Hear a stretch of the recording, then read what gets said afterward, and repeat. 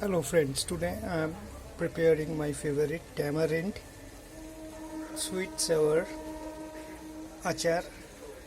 So I am cooking the tamarind.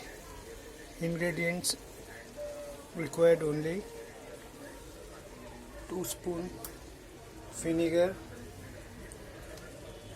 equal amount of sugar, dry chili flakes a little bit, salt a little bit, and if you want you can add green chili pieces. Then for 10 to 15 minutes just cook it on low flame. Okay, so after that the consistency will become a little bit thicker.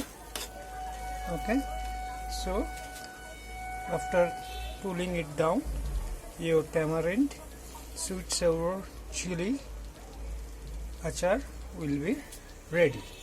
So thank you for watching. Please do try it at home. I hope you will like it and love it.